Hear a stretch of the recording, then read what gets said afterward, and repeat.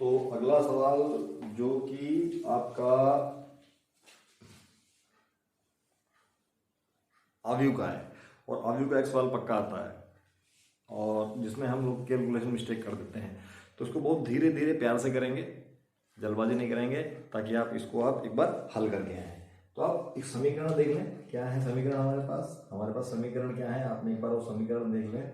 और समीकरण लिखने के बाद हम यहाँ पे इसको इस प्रकार हल करेंगे, ए एक्स बराबर बी, और फिर क्या होगा, x यहाँ रह जाएगा और यहाँ पे क्या आ जाएगा, a इनवर्स b। तो सबसे पहले a का निर्माण करते हैं। a एक आव्यूह है, तो क्या हुआ, a आव्यूह क्या बनेगा, 1 1 1, ठीक है। अच्छा, दूसरा क्या बनेगा, 0 1 3।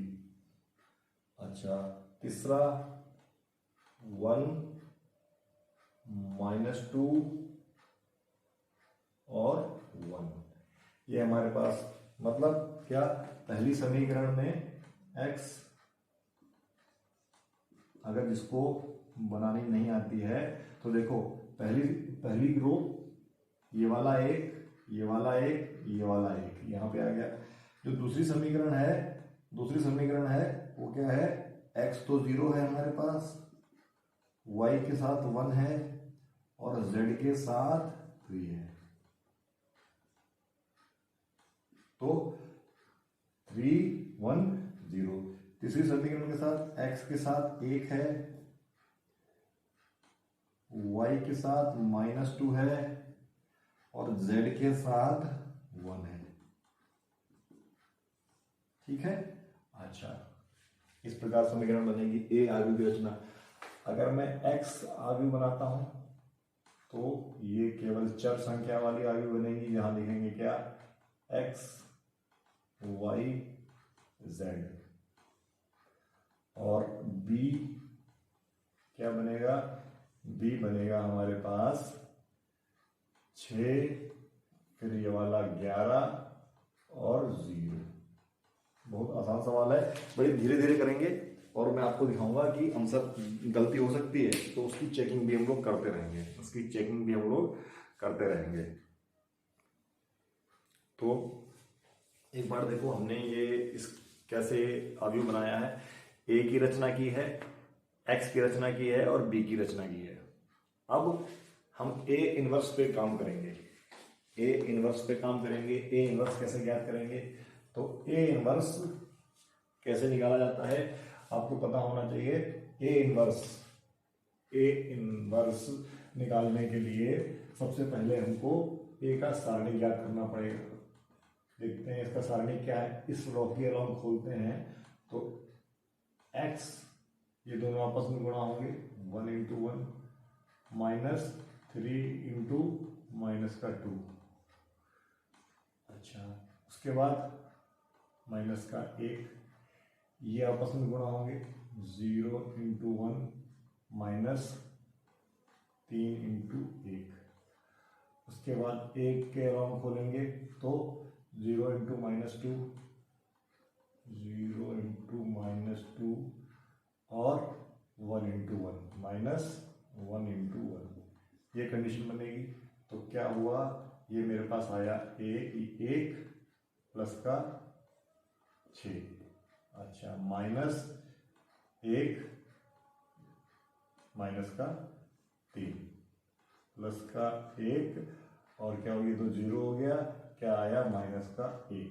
तो आपने देखा ये तो हो गया 7 × 1 7, ये हो गया प्लस का 3 और ये हो गया -1 बराबर 9, जो कि 0 नहीं है। मतलब क्या, जो ए इनवर्स 0 नहीं है, अतः क्या, ए इनवर्स है। ए इनवर्स है हमारे पास, ए इनवर्स एग्जिस्ट करता है। तो ए इनवर्स निकालने के लिए प्रक्रिया शुरू करते हैं। पहले हमको सारणिक का मान निकालना पड़ता है। सारणिक का मान निकालने के बाद आइए एक बार चेक कर लेते हैं। सारणिक का मान मैं आशा करता हूँ आपको निकालना आता होगा। इस रो के अलावा खोला हमने, एक लिखा, इन दोनों का गुणा किया, इन दोनों का गुणा किया, बीच में माइनस लगाया, फिर माइनस के साथ ये लिखा, इन दोनों का गुणा किया, इन दोनों का गुणा किया, ठीक है। उसके बाद प्लस का एक लिखा, इन दोनों का गुणा किया और इन दोनों का गुणा किया, बीच में माइनस लगाया, 1 गुणा 1 6 आया, ये तो 0 हो गया, -3 आया, ये 0 हो गया, -1 आया, -1 प्लस का 3 7 10, कितना आया हमारे पास 9। 9 एक धनात्मक संख्या है जो कि 0 के बराबर नहीं है, अतः ए इनवर्स एग्जिस्ट करता है। ए इनवर्स एग्जिस्ट करता है। अच्छा, अब ए इनवर्स निकालने के लिए हमको क्या करना पड़ेगा? ए इनवर्स कैसे निकालेंगे? हम लोग निकालेंगे adjoint A, adjoint A, adjoint A बटे ए। अब एडजॉइंट ए कैसे निकालेंगे? अब बात शुरू होती है एडजॉइंट ए निकालने की। एडजॉइंट ए निकालना क्या है? एडजॉइंट ए निकालने के लिए हम यहां पर एडजॉइंट ऑफ ए निकालने के लिए क्या करेंगे? एक मैट्रिक्स का निर्माण करेंगे जो जिसके एलिमेंट क्या होंगे? A11, A12, A13, A21, A22, A23, A31, A32, A33, ये मैट्रिक्स का निर्माण करेंगे और इसका परिवर्त लेंगे। का परिवर्त, का परिवर्त, इस मैट्रिक्स का क्या लेंगे? का परिवर्त, परिवर्त, परिवर्त को, इसका परिवर्त या इसको परिवर्त को दिखाने के लिए हम यहाँ पर ए डैश भी लगा सकते हैं। ठीक, तो परिवर्त या टी भी लिख सकते हैं। तो परिवर्त का मतलब क्या हुआ? परिवर्त का मतलब हुआ यदि हम लोग निकाल लेंगे, ये निकाल लेंगे तो जो ये रो है ये कॉलम बन जाएगा। क्या बन जाएगा? कॉलम। तो क्या आएगा? जब रो कॉलम बन जाएगा तो A11, A12, A13, ठीक है। ये रो भी कॉलम बन जाएगा, 21, 22, 23, अच्छा ये भी 31, 32, ये एडजॉइंट ऑफ ए इस तरीके की मैट्रिक्स बनेगी। अच्छा, अब A11 निकालने का क्या तरीका है? ये जो हम निर्माण कर रहे हैं इसका निकालने का क्या तरीका है? इसका निकालने का तरीका देखते हैं। तो सबसे पहले हमने क्या है, ax बराबर b किया और x का निर्माण कैसे किया? x इनवर्स b, मतलब a इनवर्स b, ठीक है। फिर हमने a का सारणिक ज्ञात किया जो कि 0 के बराबर नहीं है, बिल्कुल सही है। उसके बाद हम एडजॉइंट a निकालेंगे, उसकी मदद से हम a इनवर्स निकालेंगे, उसकी मदद से हम a इनवर्स निकालेंगे। बड़ा सवाल आता है लेकिन सब लोग कैलकुलेशन मिस्टेक करते हैं। ठीक, तो आपको बिल्कुल इसी तरीके से करना है, धीरे धीरे से। कम 10 सवाल आप इसके लगा लें तो आपके हो सकता है इस सवाल आपको 8 नंबर मिल जाए।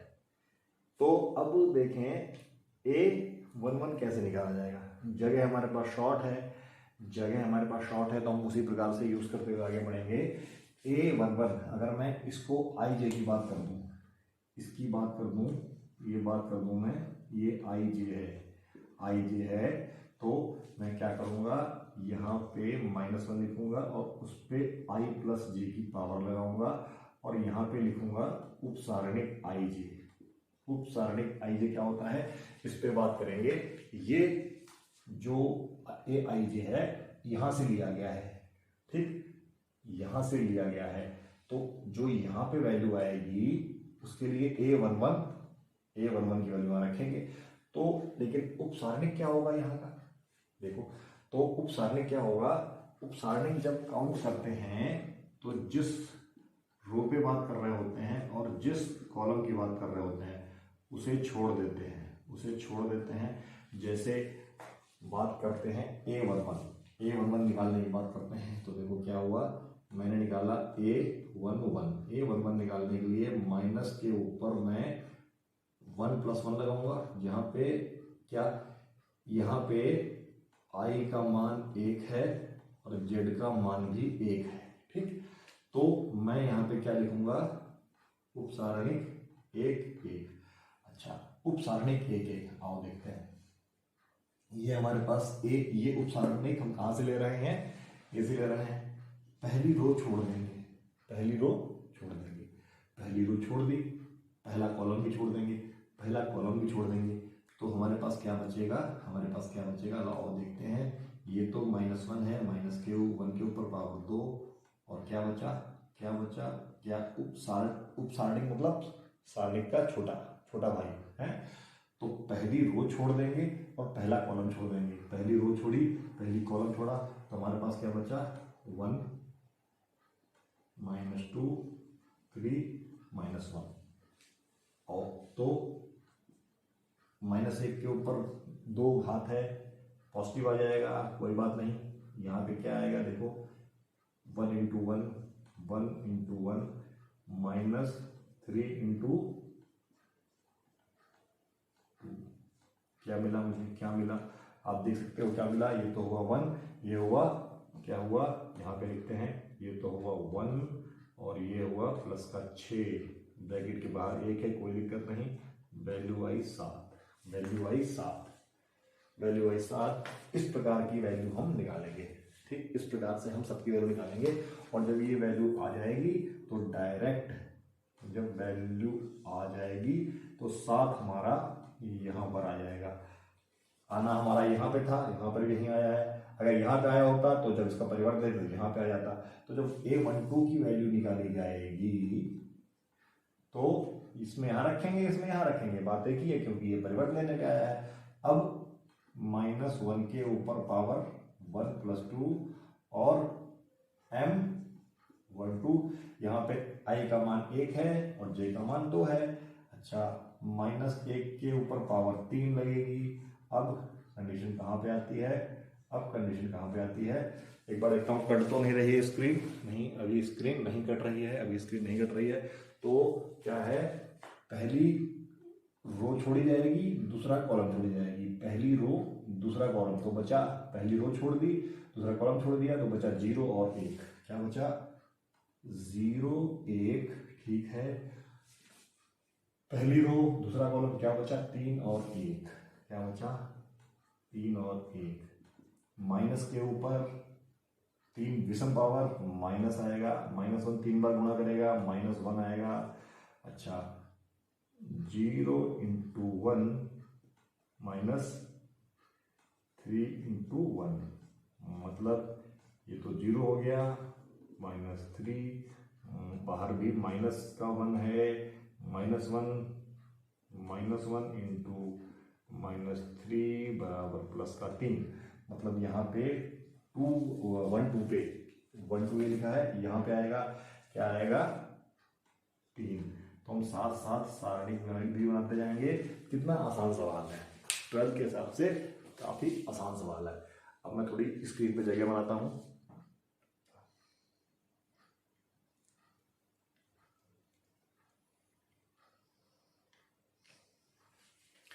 मैं आशा करता हूँ ये आपको समझ में आया होगा।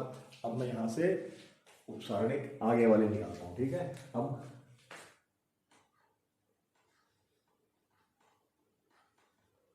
वन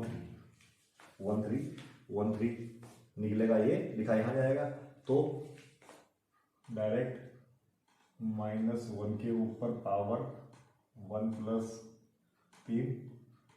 उपसारणिक देखते हैं क्या, पहली रो छोड़ दो, तीसरा कॉलम छोड़ दो, तो क्या आ गया, 0 1 1 -2। आंसर क्या आ जाएगा, आंसर क्या आएगा, -1 के ऊपर पावर 4। ठीक, और 0 से गुणा किया, -1 × 1, तो क्या, -1 है के ऊपर पावर 4 है, तो प्लस का 1 आएगा, और ये 0 हो गया, क्या आएगा, -1 मतलब -1। तो यहाँ पे हम लोग लिख सकते हैं -1 निकाला ये था, यहाँ पे इसका मान ये है। साथ साथ में हम लोग उपसारणिक का मान भी रखते जा रहे हैं, साथ साथ में उपसारणिक का मान भी रखते जा रहे हैं। उसके बाद हम क्या निकालेंगे, 1 2 1 2 1 2 यहाँ पर है, इसमें यहाँ पर है, क्या निकालेंगे 1 2 1 2 -1 के ऊपर पावर क्या है 1 और 2। उपसारणिक क्या है, उपसारणिक क्या है, पहला रो छोड़ेंगे, सॉरी अब क्या 1 2 को निकाल चुके हैं हम लोग, 1 2 को निकाल चुके हैं, सॉरी सॉरी सॉरी सॉरी। अब हम निकालेंगे 2 1, क्या निकालेंगे, यहाँ तक आ गए थे, अब निकालेंगे 2 1 जो कि यहाँ लिखा जाएगा, क्या निकालेंगे 2 1, तो 2 + 1 2 + 1, दूसरी रो छोड़ेंगे पहला कॉलम छोड़ेंगे, दूसरी रो छोड़ेंगे पहला कॉलम छोड़ेंगे, दूसरी रो छोड़ दिया पहला कॉलम छोड़ दिया, तो 1 1 सॉरी 1 1 -2 और 1।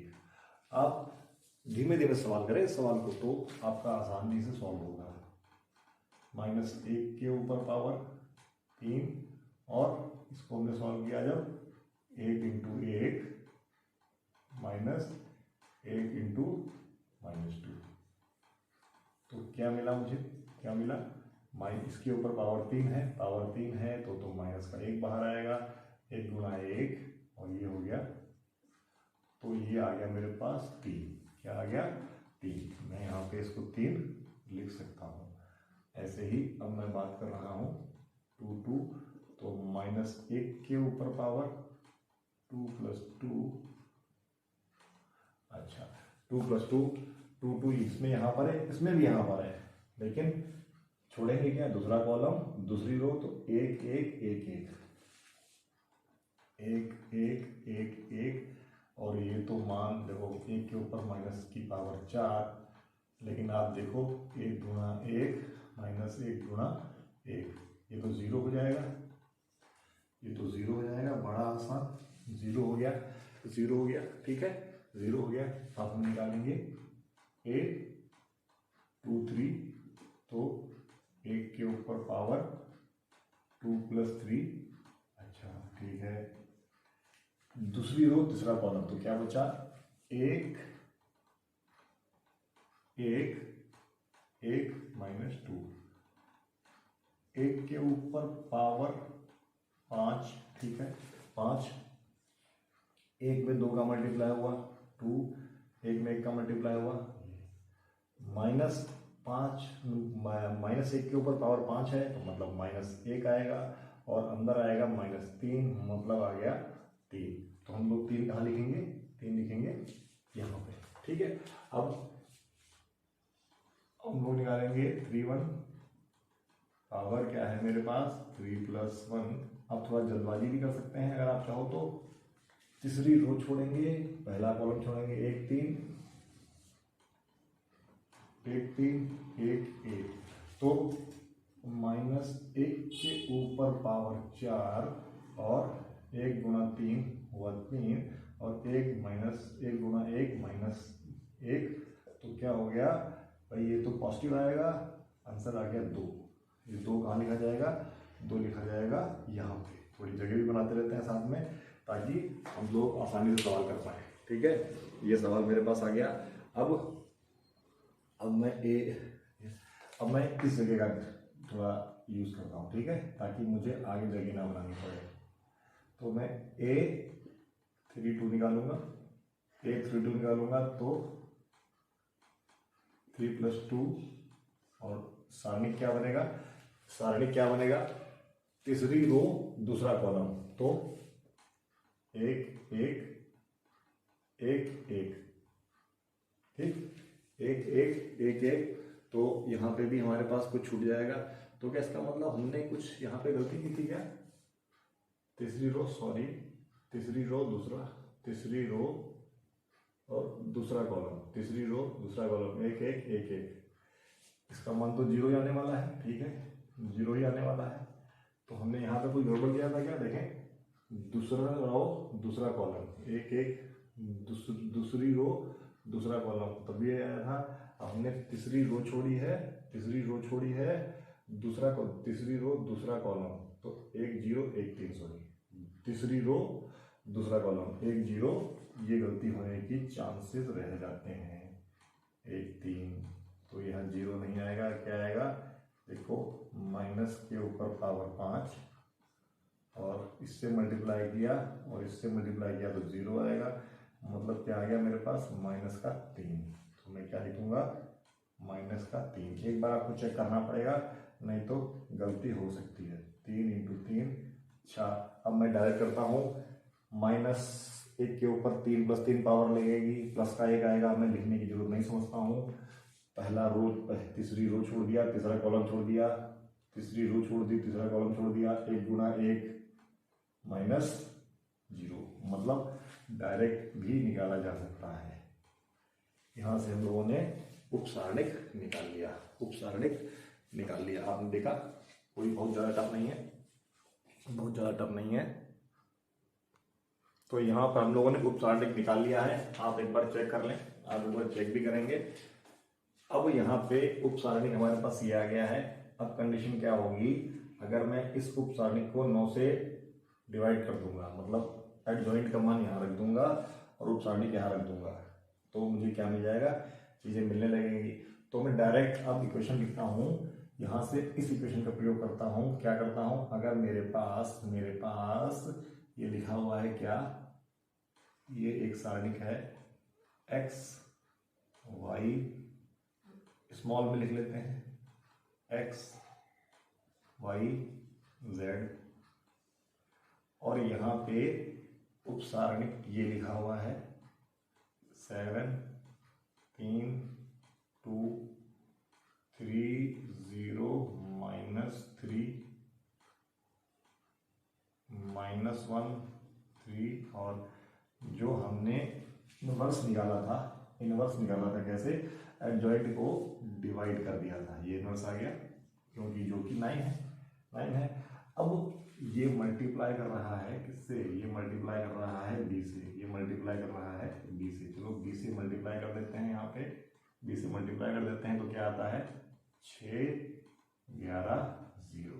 मैं आशा करता हूँ आपको मल्टीप्लाई करना आता है, अगर आपको मल्टीप्लाई करना आता है तो बड़ी अच्छी बात है। देखते हैं क्या है। अगर मैं मल्टीप्लाई करता हूँ तो ये रो और कॉलम का मल्टीप्लाई करूँगा। इसका ऑर्डर क्या है 3 × 3, इसका ऑर्डर क्या है 3 × 1 मल्टीप्लाई हो सकता है, क्योंकि बीच वाली संख्या बराबर है, 3 और 3 बराबर है। तो मल्टीप्लाई किया, 6 का मल्टीप्लाई 7 से होगा, फिर 3 का मल्टीप्लाई 11 से होगा, और दोनों को आपस में जोड़ दिया जाएगा, और 0 का मल्टीप्लाई 2 से होगा, कोई मतलब नहीं। इसी प्रकार 3 का मल्टीप्लाई 6 से होगा, 0 का मल्टीप्लाई 11 से होगा, और 3 का मल्टीप्लाई फिर 0 से होगा। अच्छा, फिर -1 का मल्टीप्लाई 6 से होगा, प्लस 3 का मल्टीप्लाई 11 से होगा, और प्लस 1 का मल्टीप्लाई 0 से होगा। आगे देखते हैं। तो यहाँ पर जब मैं इसको कैलकुलेट करूँगा तो क्या मिलेगा, मुझे मिलेगा 1/9 अंदर 42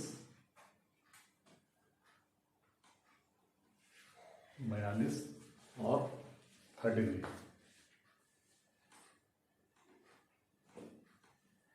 ठीक है, और इधर क्या मिलेगा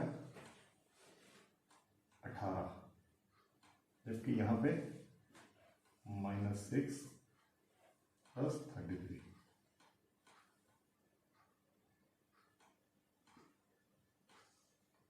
इसको कैलकुलेट करता हूँ, अगर ये वैल्यू मेरे पास x y z की वैल्यू आ रही है 1/9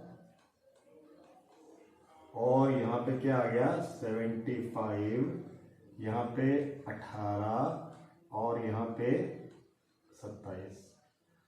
और जब मैं 9 इसको अंदर से 1/9 से मतलब 9 से डिवाइड करूँगा तो ये आएगा 75/9, जबकि ये आएगा 18, 9 से डिवाइड किया 2 और ये आएगा 3।